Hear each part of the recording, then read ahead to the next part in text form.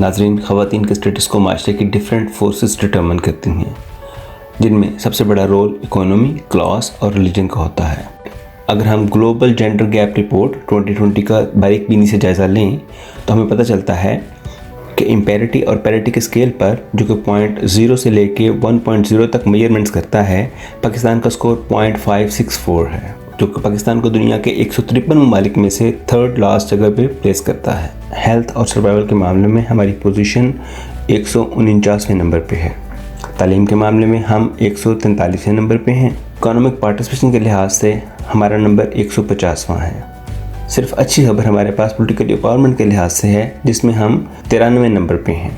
جو highest level of education PhD ہے، اگر ہم اس کا جائزہ لیں تو اس کی گریجویٹ میں سے 0.06% وومن ہیں اور 0.95% مین ہیں، جو کہ میل ڈومیننس اور فیمیل سبجوکیشن کی نمایاں ایگزامپلس ہیں۔ وقت کے ساتھ ساتھ دنیا میں جینڈر ایکوالٹی کا جائزہ مختلف ویریبل سے لیا جاتا رہا ہے، مگر پاکستان میں پچھلے 2 ڈیکیڈ سے اس کا فوکس باقی ویریبل سے ہٹ کے ریلیجن پہ آ چکا ہے۔ آئیے آج کے ریسرچ ٹاک میں یہ دیکھتے ہیں کہ اکانومی، پولیٹکس، کلاس اور ریلیجن کس طرح جینڈر ایکوالٹی کے پروسیسز پہ اثر انداز ہوتے رہے ہیں۔ ناظرین، آج ہمارے ساتھ ہیں ڈاکٹر عافیہ شہر بانو ضیاء، جو کہ ایک فیمنسٹ ریسرچر ہیں۔ انہوں نے وومن اینڈ جینڈر اسٹڈیز میں ٹورنٹو یونیورسٹی سے PhD کی ہے۔ وہ بے شمار بکس اور ڈفرینٹ ریسرچ پیپر کی آتھر ہیں۔ وہ وومن ایکشن فورم کی ایک ایکٹیو ممبر ہیں اور اس طرح کے اور بہت سے فورم کو ریپرزینٹ کرتی رہتی ہیں۔ ڈاکٹر عافیہ حبیب یونیورسٹی کراچی اور ٹورنٹو یونیورسٹی کینیڈا میں ٹیچنگ بھی کرتی رہی ہیں۔ آج کے ریسرچ گفتگو میں ان کا جو ریسرچ پیپر ہم نے شامل کیا ہے، اس کا ٹائٹل ہے class is dead but faith never dies, women, Islam and Pakistan. Very warm welcome doctor Aafia. Thank you very much Wajid. Doctor صاحب، اگر میل جو ہے وہ پروڈکٹیو رول پلے کرتا ہے یوزلی ہماری سوسائٹی میں، وہ صبح کام پہ جاتا ہے، 8 گھنٹے کی جاب کر کے واپس آ جاتا ہے، جبکہ جو عورت ہے وہ ریپروڈکٹیو رول پلے کرتی ہے گھر کے اندر۔ جی، ہو سکتا ہے کہ اس کے کام کا دورانیہ 10 سے 12 گھنٹے تک ہوتا ہے۔ جی، آدمی مہینے کے اینڈ پہ سیلری لے کے آتا ہے، جبکہ عورت کو اسی سیلری میں سے کچھ حصہ ملتا ہے۔ جی، تو کیا یہ جسٹیفائڈ نہیں ہے کہ مرد جو ہے وہ اسی فیملی کے لیے تو کام کر رہا ہے؟ اگر وہ باہر جاتا ہے، کام کرتا ہے، پیسے لے کے آتا ہے، تو اینڈ جی، پہ وہ گھر پہ سب کچھ لے کے آتا ہے، باہر تو نہیں چھوڑ رہا۔ یہی جو تفریق ہم کر رہے ہیں کہ گھریلو کام کو ہم سمجھتے ہیں کہ یہ ایک سیکنڈری قسم کا یا انسیلری یا ایک سپورٹیو انڈسٹری ہے، اور اصلی کام جو ہوتا ہے وہ جو مزدوری، باہر جا کے محنت، جو فزیکل جو کام کرتے۔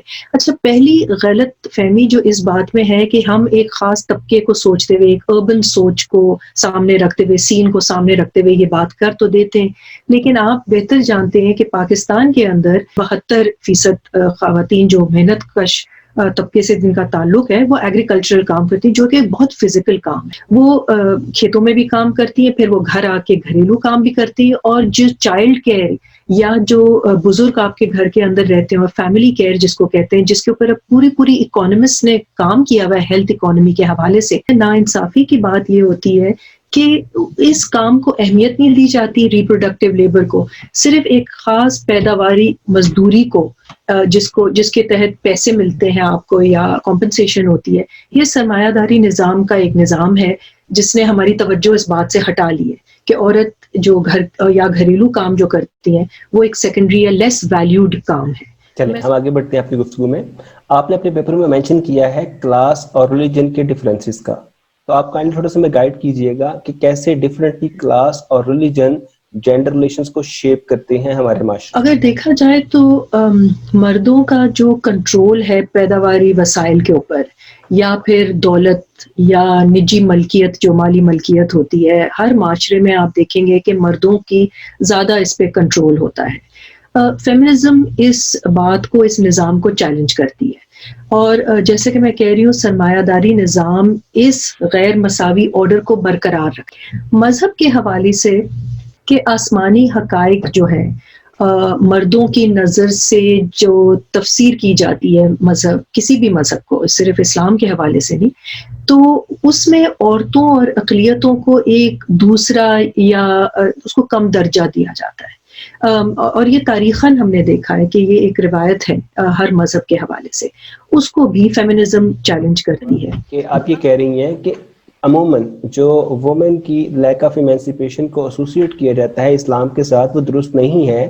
دنیا کے باقی بھی جو مذاہب ہیں وہ بھی عورت کو مرد کے ایکول مقام نہیں دیتے. بالکل نہیں دیتے آئے ہیں. آپ تاریخاً کوئی بھی وہ ہٹا لیں. اور یہ میں جیسے میں کہہ رہی ہوں اتفاق نہیں ہے کہ اگر وہ مونوتھیسٹک ریلیجنز نہ بھی ہوں, وہ اگر دوسری بھی مذہب ہوں, تو ہمیشہ یہ مردوں کے بنائے ہوئے قواعد جو ہے یا تشریح جو ہے یا تفسیر جو ہے وہ بھی مردوں کے ہاتھ میں, اور جو ٹریڈیشن رہی ہے وہ بھی مردوں کے نظر سے ہی انٹرپریٹ کی گئی ہے اور پھیلائی گئی. چلیں اب ہم بات کرتے ہیں 1975 سے 85 کا جو وومنز ڈیولپمنٹ ڈیکیڈ تھا. یونائٹڈ نیشنز نے وومن کی ڈیولپمنٹ کے لیے مختص کیا تھا. پاکستان میں اس ٹائم پہ جنرل ضیاء الحق کی گورنمنٹ تھی. کہ آپ یہ بتائیے کہ ہمارا فوکس جو تھا ہمارے کنٹری کا وہ وومن ان ڈیولپمنٹ پہ تھا یا ریلیجن ان ڈیولپمنٹ پہ تھا؟ اس کی ایکچولی دلچسپ تاریخ ہے. سب سے پہلے بات ہے کہ جب پاکستان وجود میں آیا تو, اور صرف پاکستان نہیں, بیشتر جو ایک جدید دور میں پوسٹ کلونیل نیشن سٹیٹس کی شروعات ہوئی, اس زمانے میں جو یونائٹڈ نیشنز بھی اسی زمانے کا اور اسی موومنٹ کا ایک حصہ, ایک ادارہ نکلا تھا. اس وقت مسلمان ممالک اور قائدین جدید منصوبے کا حصہ تو بننا چاہتے تھے, لہٰذا انہوں نے بہت سی ٹریٹیز اور جو اگریمنٹ تھے, جی بالکل, کنونشنز پہ بہت سائن کیا اور اس میں شامل ہوئے. اس وقت تو سائن کر دیا, لیکن بعد میں اور خاص مسلمان ملکوں نے کہا کہ یہ مغرب پسند ہیومن رائٹس کو ہم نہیں مانتے, اس پر اعتراض کیا, اور ایک متبادل شکل کے تصور میں ان ممالک نے پھر ایک سمجھ لیں کہ ان شکوں پر اعتراض کیا, خصوصاً وہ جو ان کا تعلق خواتین اور اقلیتوں کے مکمل مساوی حقوق کی کمٹمنٹ چاہتے تھے.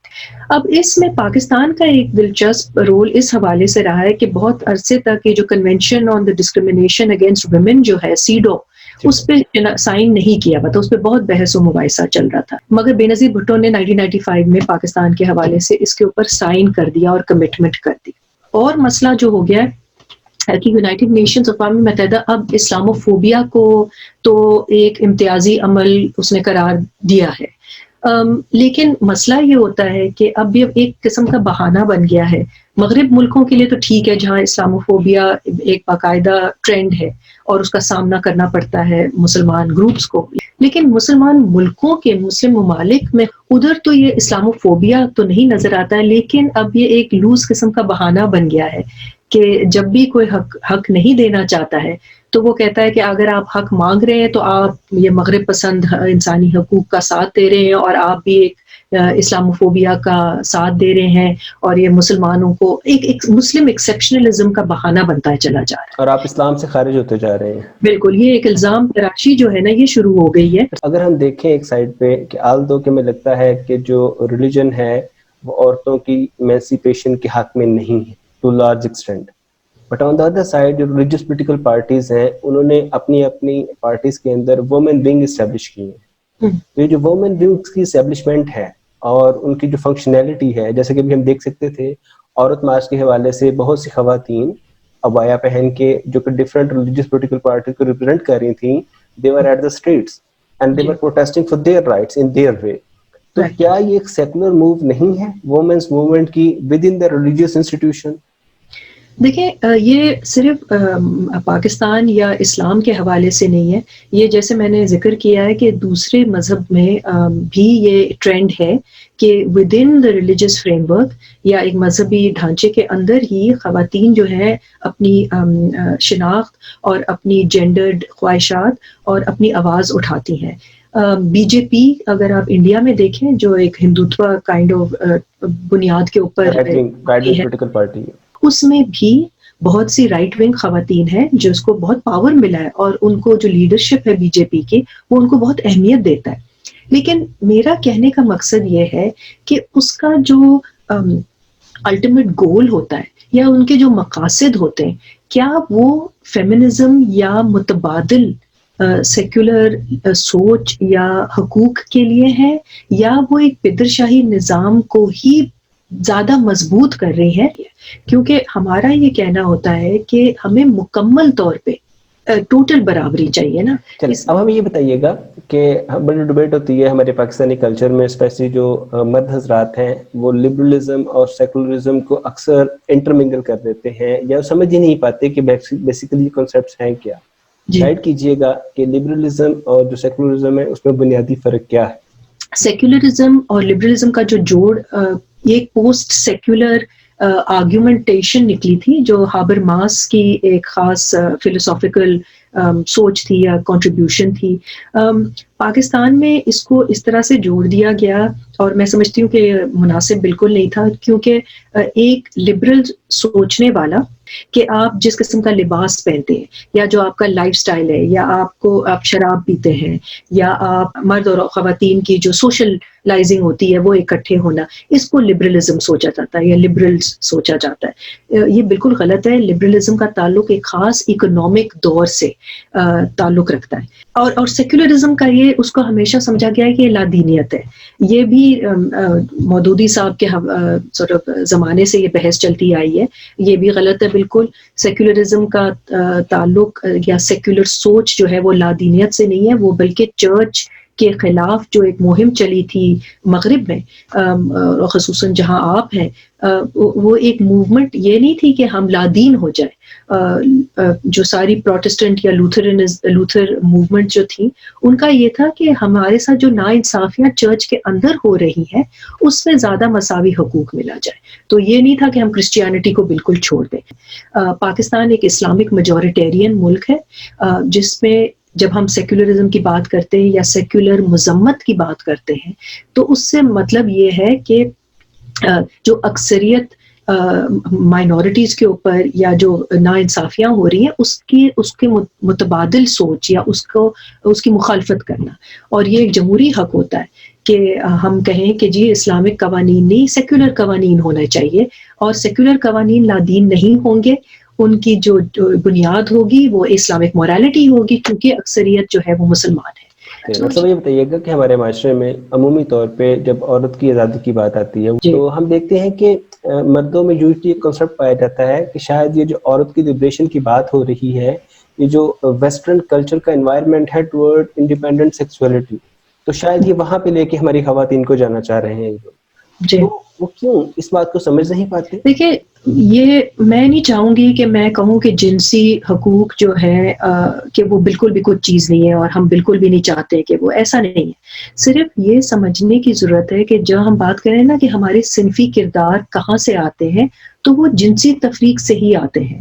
اگر آپ جنسی تفریق کریں گے اور حقائق علیحدہ کر دیں گے تو پھر وہ لازماً صنفی کردار کے اوپر اس کا عمل ہوگا، اور پھر اس سے کیا ہوتا ہے کہ مردوں کے اور عورتوں کے حقائق بڑھ جاتے ہیں.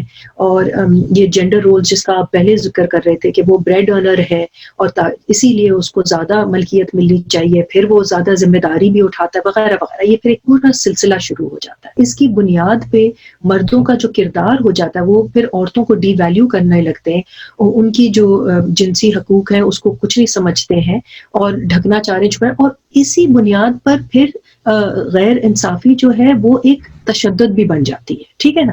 تو یہ اس کی جڑ سمجھنا بہت ضروری ہے. اچھا یہ بتائیے گا کہ چونکہ ہم مسلم میجورٹی کنٹری ہیں اور وہاں پہ جو عموماً مرد ہیں وہ یہ بات کرتے ہیں، جو پڑھے لکھے مرد ہیں وہ کہتے ہیں جی کہ yes we are in favour of the women's emancipation but we are Muslim to.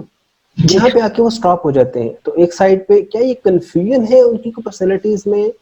نہیں، میرے خیال میں یہ جو پریشانی ہے، دیکھیں کسی بھی فرد کو اپنا پریویلیج چھوڑنا یا اپنا پریویلیج گیو اپ کرنا بڑا مشکل کام ہے. لگتا تو آسان ہے، زبانی طور پہ آپ کہہ دیں اور کمٹمنٹ دے دیں، لیکن جب عملی طور پہ وقت آتا ہے نا تو آپ گھبرا جاتے ہیں اور پھر آپ بہانے ڈھونڈنے لگتے ہیں. آپ اسلام کا بہانہ، آپ کلچر کا بہانہ، ہماری ثقافت، ہماری روایت، ان چیزوں میں پڑ جاتے ہیں. اب آخری سوال آپ سے کائنڈلی یہ بتائیے گا کہ اس ساری ڈبیٹ کے پس منظر میں آپ کیا سمجھتی ہیں کہ what is the most important thing to be addressed? Family law, employment laws or representation laws? میں سمجھتی ہوں کہ جی لاز میں کافی تبدیلی آ چکی ہے. اس میں اتنی اور یہ آپ یقین کریں کہ رائٹ ونگ خواتین جو ہیں یہ بھی مانتی ہیں کہ کوئی گنجائش نہیں رہی ہے اتنی کہ ہم زیادہ مسلمان بن جائیں اگر ہم زیادہ اسلامک قوانین لے کے آئیں، اور نہ ہی جو لبرل سوچ کے حوالے سے ایکٹیوسٹ جو ہیں وہ کہتے ہیں کہ اور قانون لائے دیں. میرے خیال میں اب مسئلہ یہ ہو گیا ہے کہ قانون سازی کو عملی طور پہ کس طرح سے پھیلایا جائے اور اس پہ عمل کیا جائے.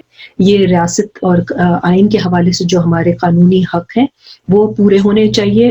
Thank you so much doctor صاحب، بہت شکریہ. Welcome ji, thank you for your time. Have a good time. Thank you. خدا حافظ.